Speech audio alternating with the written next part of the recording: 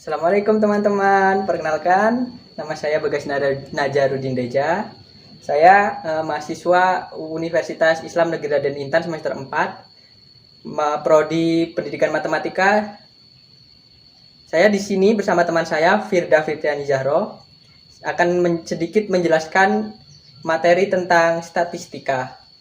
Tujuan dari pembuatan video ini adalah untuk sebagai salah satu syarat mengikuti ujian tengah semester mata kuliah Bahasa Inggris Profesi.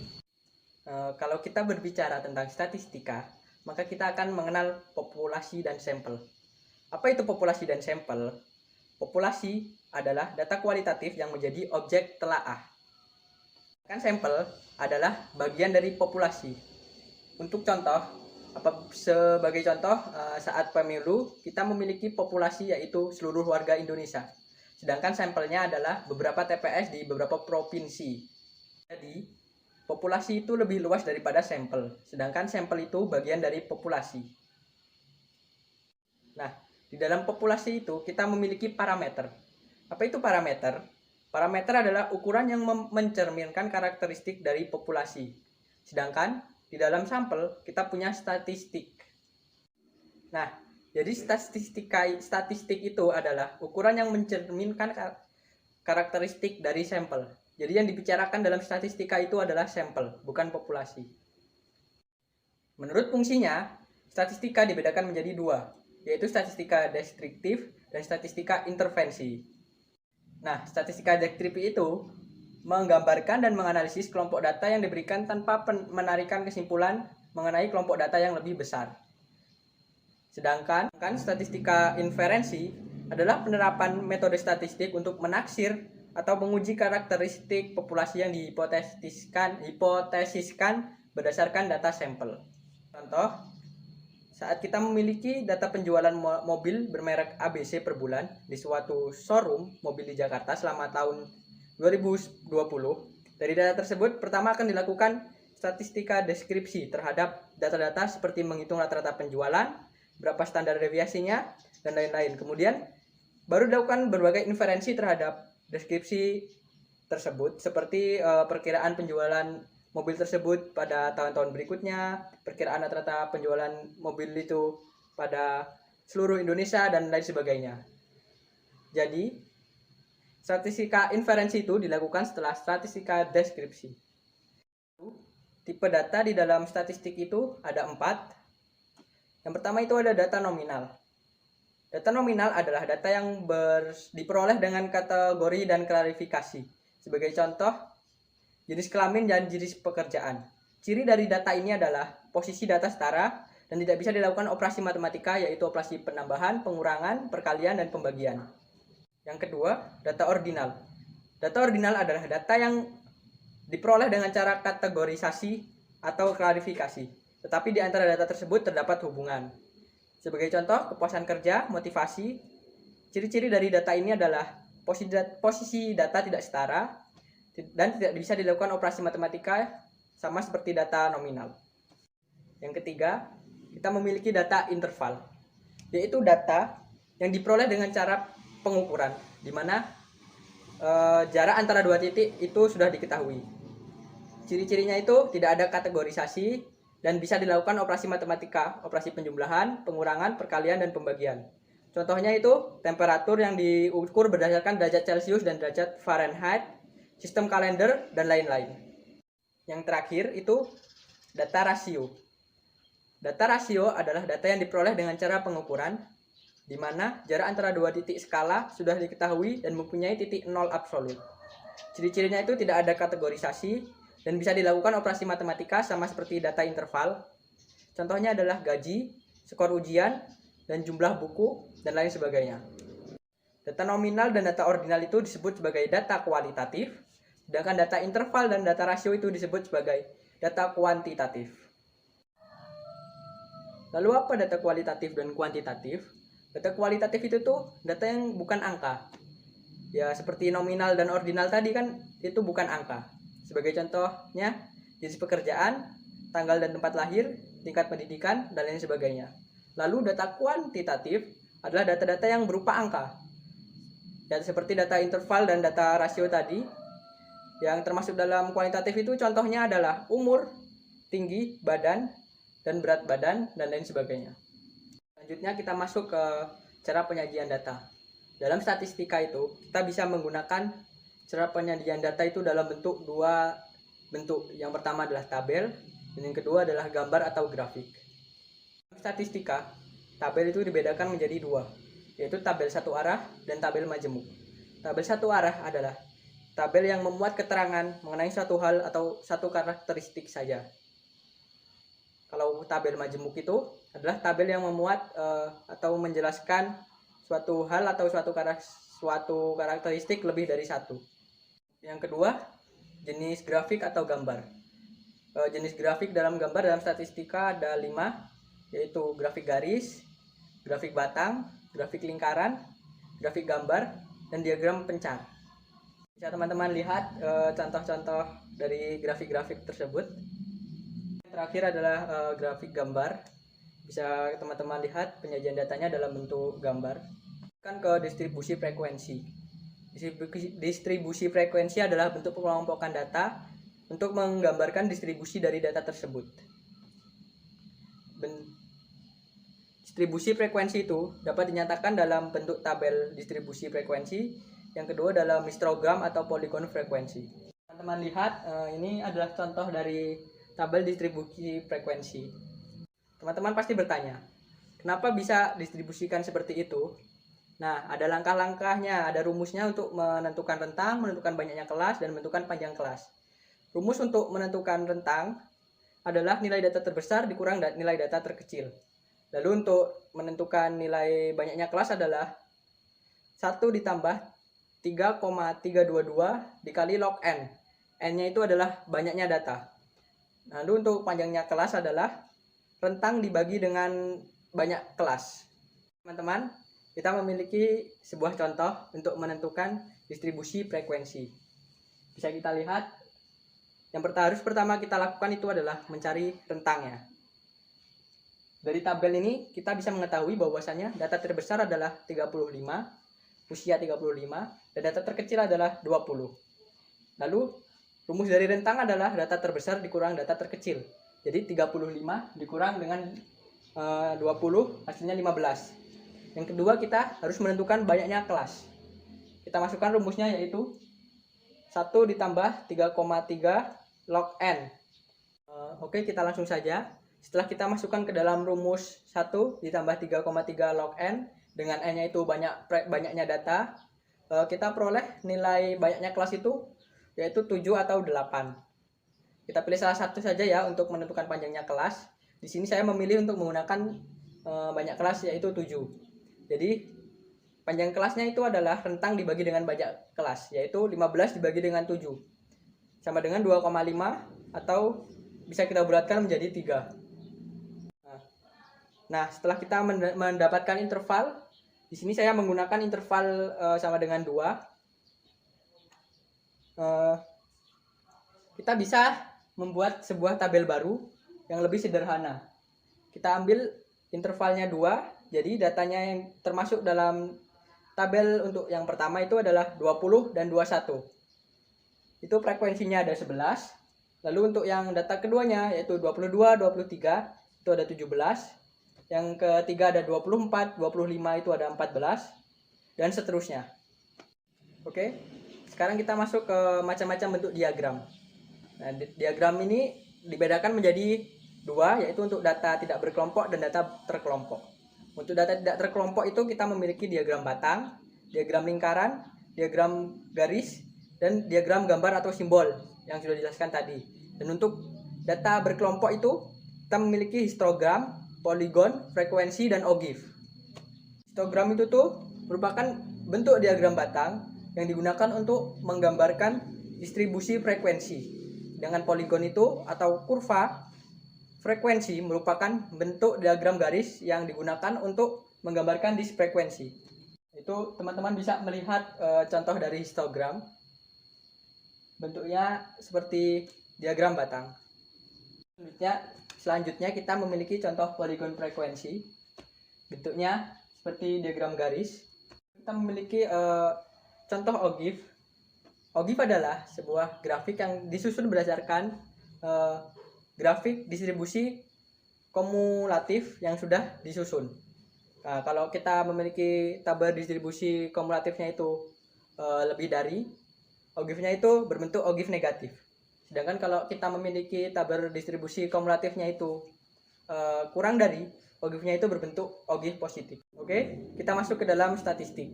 Dalam statistik itu ada ukuran lokasi atau biasa disebut dengan pemusatan.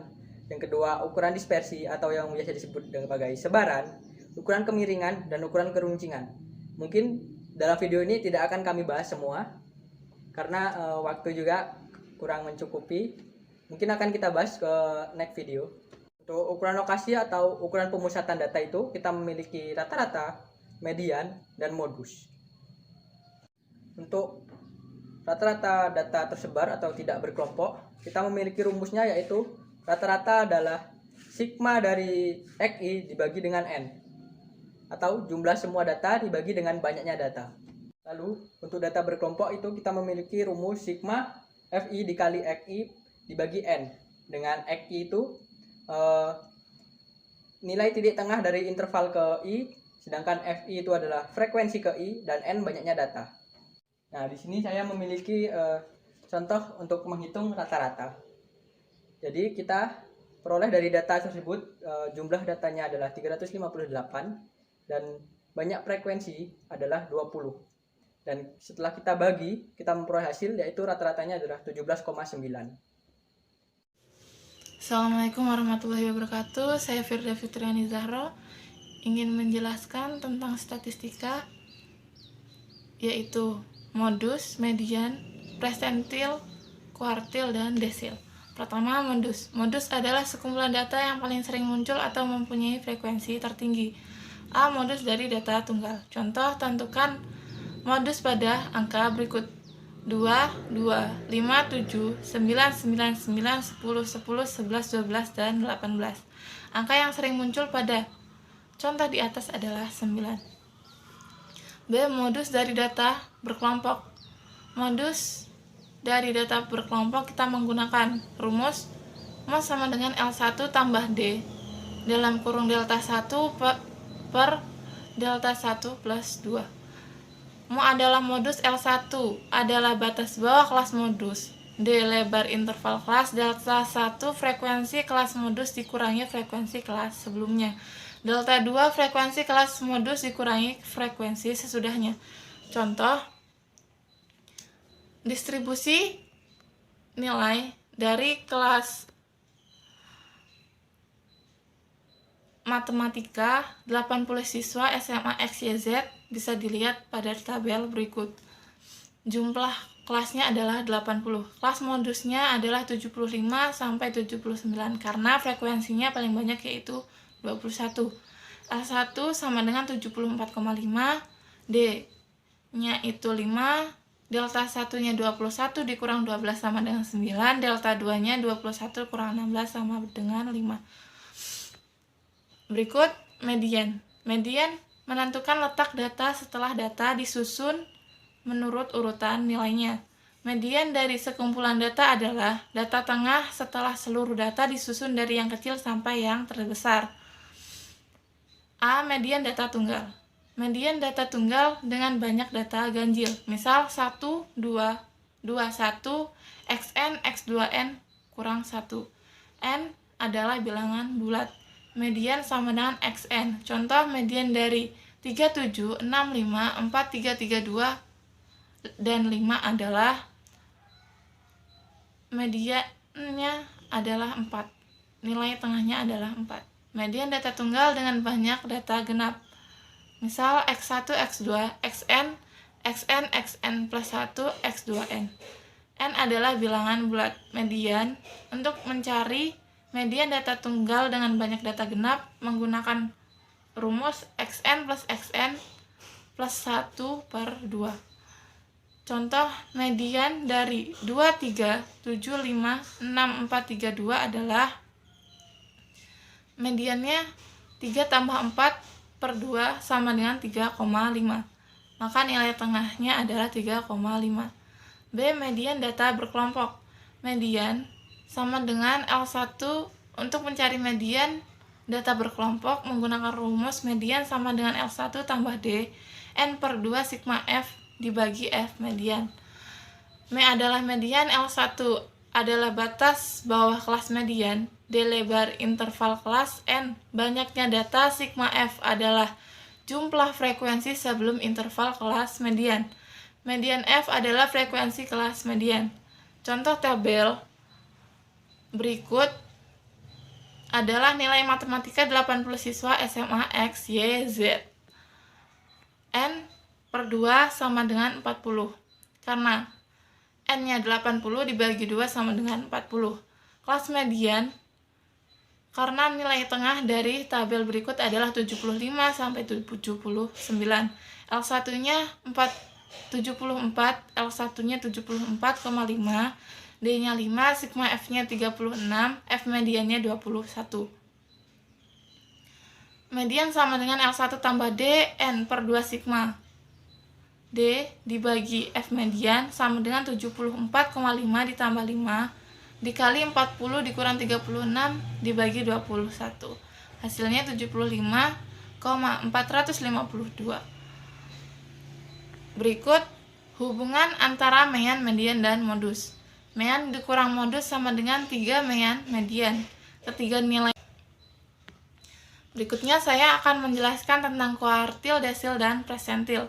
Pertama adalah kuartil. Jika sekumpulan data dibagi menjadi 4 bagian yang sama banyak sesudah disusun menurut urutan nilainya, maka bilangan pembaginya disebut kuartil.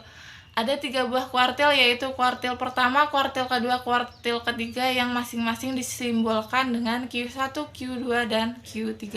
Contoh soal kuartil data tunggal. Tentukan Q1, Q2, dan Q3 dari data 3, 4, 7, 8, 7, 4, 8, 4, 9, 10, 8, 3, 7, 12. Data yang telah diurutkan yaitu 3, 3, 4, 4, 4, 7, 7, 7, 8, 8, 8, 9, 10, 12.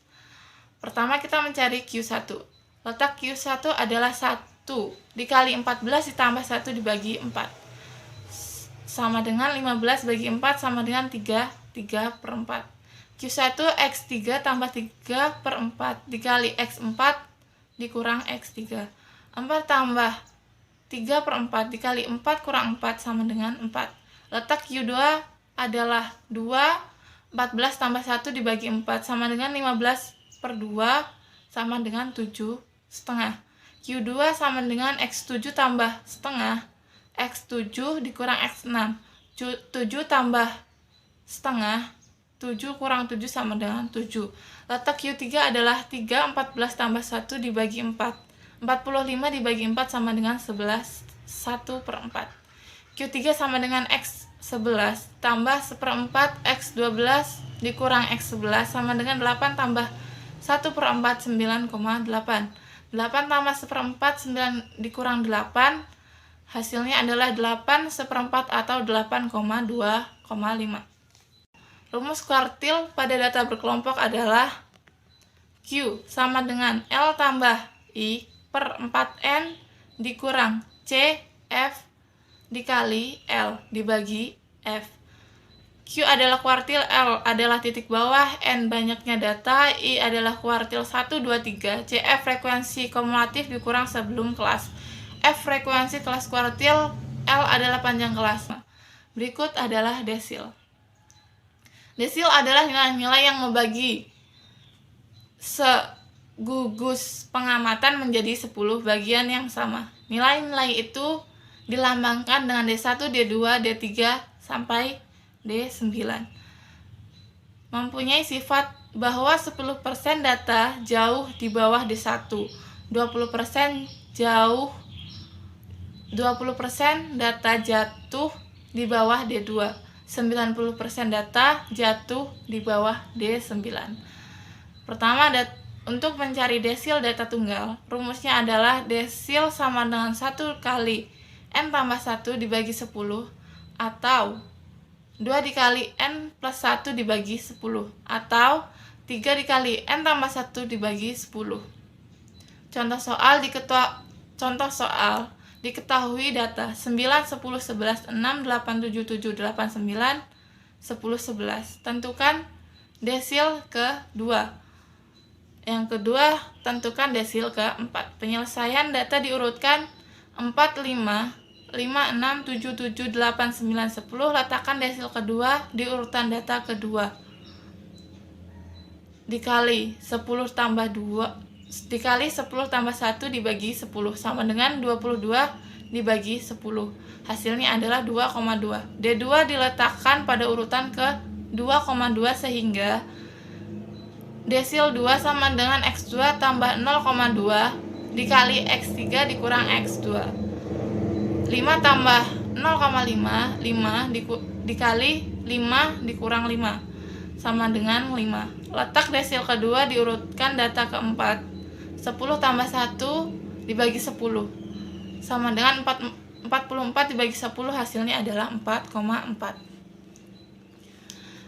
D4 terletak pada urutan ke 4,4 sehingga D4 X4 tambah 0,4 X5 kurang X6. D4 sama dengan 6 tambah 0,4, 7 dikurang 6 sama dengan 6 ditambah 0,4. Hasilnya adalah 6,4. Yang kedua, data kelompok. Rumus untuk mencari desil data kelompok adalah desil sama dengan L tambah I dibagi 10N dikurang CF dikali L dibagi FD. Keterangan D adalah desil, L adalah titik bawah, N adalah banyaknya data, L sama dengan desil 1, 2, 3, sampai 10, CF adalah frekuensi kumulatif dikurang sebelum kelas. FD adalah frekuensi kelas desil, L adalah panjang kelas. Berikutnya adalah presentil. Presentil ialah bilangan yang dapat dianggap membagi data setelah diurutkan dari yang terkecil ke yang besar menjadi 100 subkelompok yang sama banyak. Presentil adalah titik atau skor atau nilai yang membagi seluruh distribusi frekuensi dari data seluruh distribusi ke dalam 100 bagian yang sama besar. Karena itu presentil sering disebut ukuran perseratusan. Titik yang membagi distribusi ke dalam 100 pembagian yang sama besar itu adalah titik-titik P1, P2, P3, P4, P5, P6 sampai P99. Jadi di sini kita dapati terdapat 99 titik presentil yang membagi seluruh distribusi data ke dalam 100 bagian yang sama besar. Masing-masing sebesar 1/100 N atau 1%. Cara menentukan presentil dibagi menjadi dua tipe, yaitu data tunggal dan data berkelompok. Yang pertama adalah data tunggal. Untuk mencari data tunggal, menggunakan rumus 1 dikali N tambah 1 dibagi 100 atau 2 dikali N tambah 1 dibagi 100. Yang kedua adalah data kelompok. Untuk mencari data kelompok menggunakan rumus presentil sama dengan L tambah I dibagi 100N dikurang CF dikali L sama dibagi FD. Keterangan D adalah P adalah presentil, L adalah titik bawah, N adalah banyaknya data, L adalah presentil 1, 2, 3, sampai 100. CF adalah frekuensi kumulatif dikurang sebelum kelas. FD adalah frekuensi kelas presentil, L adalah panjang kelas.